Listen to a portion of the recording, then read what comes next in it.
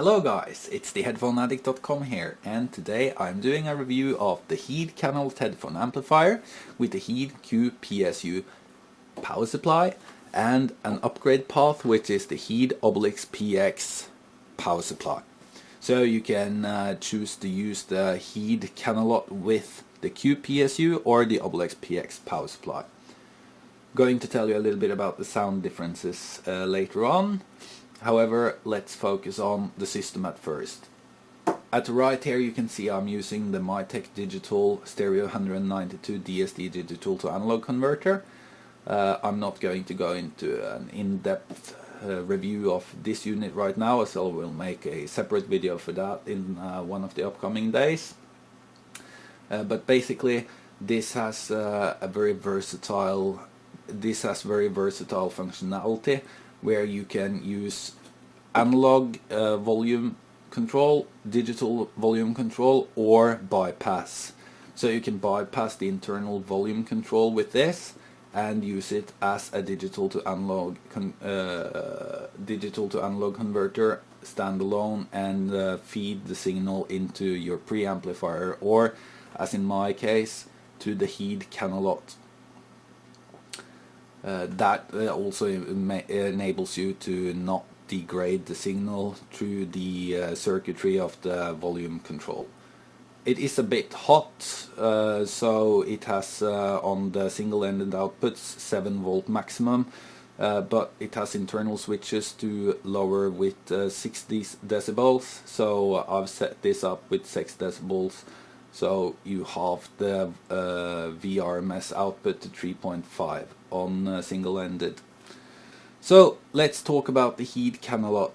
Before the Heed Canalot, Heed has been selling a lot of Heed Canamps, which is a more concise unit. It doesn't have a separate power supply, and that has gained rave reviews in the press, but unfortunately I have not been able to try that. But this is also a very good headphone amplifier. I have been using it mostly with Odyssey LCD2, Sennheiser HD 650, Sennheiser HD 600, and also the Denon AHD 7000s. So both a little bit hard to drive headphones like the Sennheisers, and more efficient cans like the D7000s, and orthodynamic technology with the Odyssey LCD2s. And to begin with, I want to say that with the Odyssey LCD2s you get a very smooth and very musical sound, sort of. I'm not sure, I think it sounds a bit tubey, to be honest. I would maybe compare it to something like Wu Audio WA2, even though I don't like Wu Audio WA2 with the Odyssey LCD2s. This is better, but it has the same sort of tubey sound, tubiness to it, so that's very good. I don't find it harsh with any of the headphones I've tried with it. I find it rather laid back, British sounding, smooth, but with a little more sparkle in the upper mid-range, and that's really great for the Odyssey LCD2s in my opinion. Also it has 30 ohm output impedance according to the specifications from Heed. So if you're very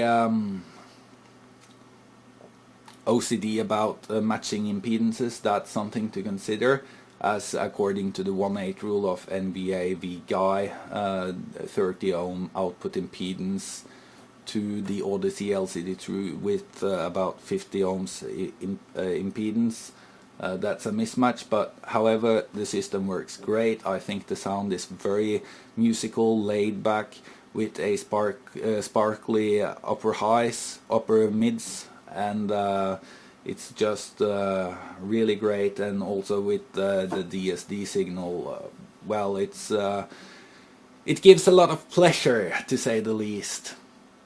Now, it is class A, so it runs very hot, and as the heat cannot being class A and everything, you do want to make sure that you don't put it on something that can't stand heat.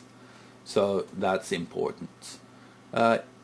If you choose to go for the Heat Obelisk PX power supply, which is originally intended for their integrated amplifiers and not for the Heat Canalot, but can be used with the Canalot, what you'll get is a little more control, a little more dynamic sound, little less laid back, but still laid back. It does pack a better punch, in my opinion, but if you're after a concise system, I would rather go with Heat Canalot and the QPSU. And if someone is kind enough to lend you the Obelisk PX, I would borrow it. But these two units are meant for each other, and I think they work great together. There is on very efficient cans like the Denon AHD 7000, there is a bit of leakage even though the volume knob is at 0. So you want to make sure you know about that if you are intending on using it with the in-ear monitors or anything like that. However, as I said in the beginning, the Mytek Digital has kind of hot outputs, so that might be the case why this is leaking sound.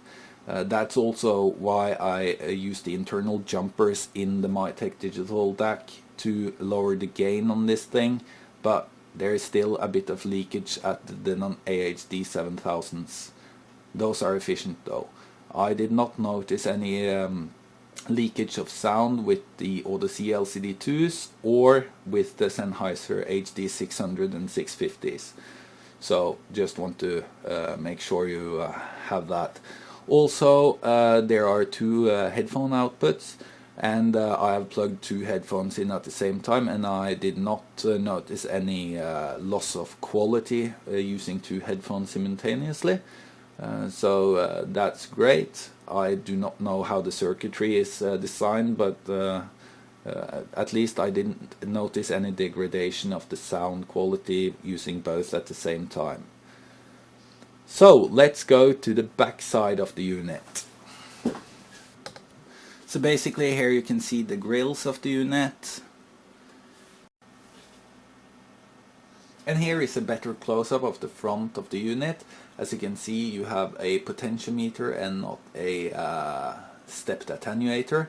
However, there is quite a bit of resistance in the volume knob, so it feels high quality. So, looking at the rear of the unit, let's move it around. It's not very heavy, it's pretty heavy but not extremely heavy, as the power transformer and stuff like that is in the power supply. So, here we've got the rear of the unit, and as you can see, we have a SPDIF coaxial in and also USB 2.0 input. On my unit, these inputs are dead obviously, as I don't have the Dactyl 1.2 modular card installed. However, that can be done. The unit, the DAC card is about 300 euros if I'm not mistaken about that. So basically these are dead on my unit. Also, if you have the card installed, you can only use either of the inputs, USB 2.0 or coaxial in. So that's something to take note of. Furthermore, we have analog input and output. So basically you connect your separate digital to analog converter here, or a source like a CD player or something of the sort. Also, you have an analog output. However, very important for this output, do not assume that this can make the unit work as a preamplifier, as this output has a constant gain. So you do not want to connect this directly to your power amp thinking you can use the volume knob at the front to set the volume, as this has a constant gain, so you might end up blowing your loudspeakers and have a very bad day. So this goes into your preamplifier with a volume knob, or to a pair of active studio monitors or something like that, where you have a volume knob on the studio monitors. So just keep that in mind. And it's always live, so as long as the unit is on, the output is live. So, and also you have the PSU input. So basically that's the rear of the unit, and right now I'm going to put up a chart of the specifications on the unit so you can look into the specifications. And if you have any questions, please post them in the comment section below. Okay guys, thank you for watching. I see you later.